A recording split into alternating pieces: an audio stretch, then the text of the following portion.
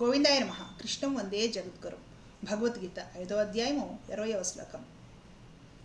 న ప్రహృష్యేత్ ప్రియం ప్రాప్య నోద్విజేత్ ప్రాప్య చ ప్రియం స్థిరబుద్ధిర్ అసమ్మూఢో బ్రహ్మవిద్ బ్రాహ్మణి స్థితః. ప్రియలాభములకు పొంగిపోనివాడును, అప్రియములు ఎదురైనప్పుడు కృంగిపోనివాడును, స్థిరమైన బుద్ధి గలవాడును, మోహవివశుడు కానివాడును అయిన బ్రహ్మవేత్త సచిదానంద ఘన పరబ్రహ్మ పరమాత్మయందు సదా ఏకీభావ స్థితి ఎందు ఉండును. భగవంతుడు ఎందుకు చెప్పిందే ప్రతిసారి రిపీట్గా చెబుతున్నాడు? ఏం అర్జునుడికి అర్థం కాదా? అర్జునుడికి సంస్కృత జ్ఞానము లేదా? అర్జునుడు ఏమైనా చిన్నపిల్లవాడా, అజ్ఞాన? అర్జునుడికి అర్థమవుతుందండి. పరమాత్మ మరలా మరలా మరలా ఎందుకు చెప్తున్నాడు తెలుసా ఒక విషయాన్ని? మనము దాన్ని 10 సార్లు చెబితేనైనా అర్థం చేసుకుని ఆ బాటలో నడిచి తరిస్తామేమో అని. ఒక పిల్లవాడికి తల్లి అబద్ధం చెప్పకూడదు అనే మాట ఎక్కువసార్లు నేర్పుతుంది. ఒకసారి చెప్తే వాడికి అర్థం కాదా? అబద్ధం చెప్పకూడదు, ఇతరుల వస్తువుని వాళ్ళకి తెలియకుండా తీసుకోవడం దొంగతనం అవుతుంది, ఆ పని చేయకూడదు, ఇలాగనమాట. ఎందుకు పదే పదే పిల్లలప్పుడు మనం నేర్పిస్తాం? పదే పదే పదే పదే వాళ్ళకి విసుకొచ్చినా సరే, చెప్పగా అయినా సరే ఆ పిల్లల బాలల హృదయాలలో ఆ విషయాలు నాటుకొని వాళ్ళు అలాంటి పిచ్చి పనులు చేయకుండా జాగ్రత్తగా ఎదిగి సంస్కారవంతులు, మంచి పౌరులు అయి కుటుంబానికి, సమాజానికి, దేశానికి, జాతికి పేరు తీసుకొస్తారు. తీసుకురాకపోయినా పర్లేదు, పేరు చెడగొట్టకుండా ఉంటే చాలు. భగవంతుడు కూడా ఇక్కడ అదే ప్రయత్నం చేస్తున్నాడు. వీళ్ళకి పదే పదే పదే పదే నేను చెబితే ఒకసారి కాకపోయినా ఒక శ్లోకం దగ్గరైనా సరే కనీసం ఆగి బుర్రలోకి ఎక్కించుకుంటే మూఢనమ్మకాలు, అనాచారాలు ఇవన్నీ కూడా వదిలించుకొని ధర్మాన్ని ధర్మంగా పాటించడం మొదలెడితే సనాతన ధర్మం స్ట్రాంగ్గా ఉంటుంది, దీన్ని అవలంబించే జాతి స్ట్రాంగ్గా ఉంటుంది. అలాగే ఈ ధర్మంలో అందరూ కూడా చక్కగా తరిస్తారు. ఇదే పరమాత్మ ప్లాన్. ఇక్కడ కూడా స్వామిదే చెప్తున్నాడు అనమాట. ప్రియ లాభములకు పొంగిపోనివాడును. మనం సహజంగానే మనకి ఇష్టమైనది, మనకి లాభం కలిగేది, ప్రయోజనం ఏదైనా కలిగిందంటే ఆనందం తట్టుకోలేము, అవునా కాదా? ఆనందంతో ఎగిరి గంతేసుకోవాలి, ఎదుటి వాళ్ళని వాటేసుకోవాలి, కుదిరితే చిన్నపాటి డ్యాన్స్ చేయాలి, మురిసిపోవాలి, నవ్వాలి, ఫోన్ చేసి అందరికీ చెప్పుకోవాలి. ఎందుకు? ఆనందం పట్టలేము మనం. అప్రియములు ఎదురైనప్పుడు కృంగిపోనివాడును. ఇక కాస్త బాధ కలిగిందనుకో ఏడ్చుకోవాలి, ముక్కు చీదాలి. ఆ ఎమోషన్ మనం ఆపుకోలేము. ప్రపంచం మొత్తంలో ఎవరికి భూమి పుట్టినాక రాని దుఃఖం మనకే వచ్చింది. అంత పెద్ద సమస్యని ఇప్పుడు మనమే ఫేస్ చేస్తున్నాము. ఇంతకుముందు ఎవరికి అంత కష్టం కలగలేదు. అందరికీ ఫోన్ చేసి చెప్పుకోవాలి, అందరి సానుభూతి ఆశించాలి. భగవంతుడు నీకు మేలు చేయలేదు, భగవంతుడు నిన్ను చిన్నచూపు చూశాడు, నీ తలరాత ఇలా రాశాడు, ఏం చేద్దాం, నువ్వు ఎంతో మంచిదానివి, కానీ భగవంతుడు నేను సరిగ్గా చూడలేదు, నీ తలరాత అలా అయింది, దేవుడికి కూడా నీ మీద దయలేదు. ఇలాగ 10 మంది ఫోన్లో మనల్ని బతిమలాడాలి, మన మీద ఓడంత సానుభూతి చూపించాలి. ఎందుకంటే మరి అంత కష్టం మనకే వచ్చింది ఈ ప్రపంచంలో. కృంగిపోతాం మనం. భగవంతుడి మీద వ్యతిరేకంగా ఉండమని చెప్తున్నాడు. ప్రియలాభాలకు పొంగిపోని వాడును. ఎంత పెద్ద కుబేరుడైనా ఉన్నట్టుండి అలాగే నిశ్చలంగా, ఇదేం పెద్ద శాశ్వతం కాదు, భగవంతుడు ఇచ్చిన ప్రసాదం, దీంతో ఏదో నా జీవనం గడుపుకొని మంచి పనులకు వాడదాం, ఎప్పుడు ఉంటుందో ఎప్పుడు పోదో తెలియదు, అశ్చర్యమైన విషయాల గురించి ఆలోచనలు ఎందుకు అని అలా ఉండేవాడు నిబ్బరంగా.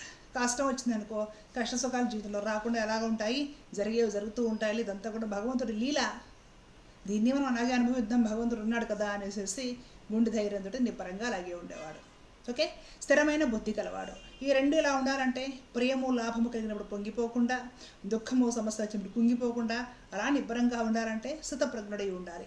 కాబట్టి స్థిరమైన బుద్ధి కలవాడు. స్థితప్రజ్ఞుడు అంటే ఎవరో స్థిరమైన బుద్ధి కలిగిన వాడు. మోహయవశుడు కానివాడును. మోహం అంటే అదే మాయ.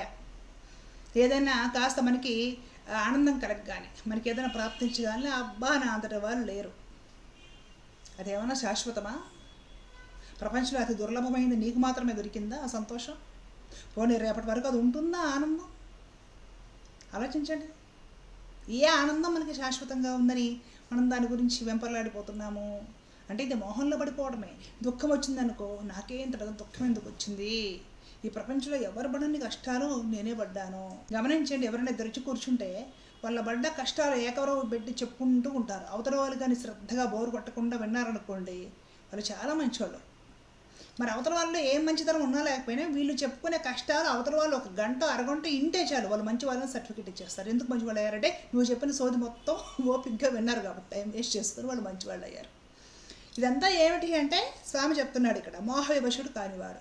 మోహానికి వివశుడైపోకుండా స్థిర బుద్ధితోటి స్థైర్యముతో నన్ను బుద్ధిలో ఉంచుకుని నిలబడేవాడు అయిన బ్రహ్మవేత్త.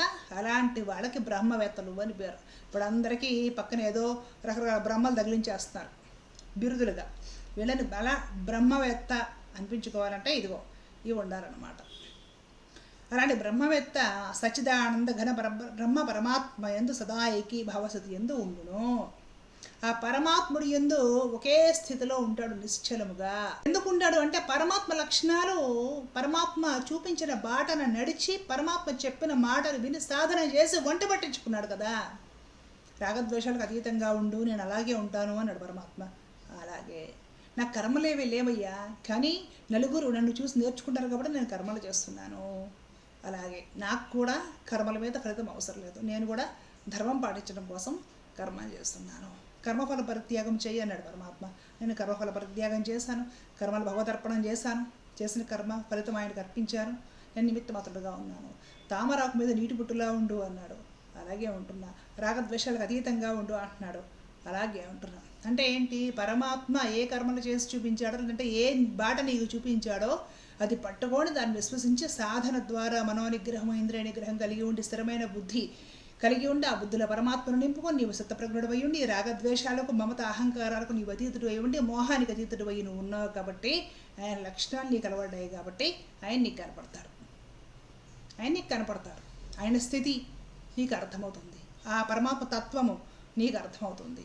ఆ పరమాత్మ డింగ్ మన బ్లాక్ అండ్ వైట్ సినిమాలో వచ్చినట్టు శంఖచక్రాలు పట్టుకొని పెద్ద ప్రకాశమైన వెలుగు అక్కడికి వచ్చి నిలబడి నేను ప్రేమగా పిలిచి అలా ఉండదు. పరమాత్మ నీకు సర్వత్రా కూడా దర్శనమిస్తాడు.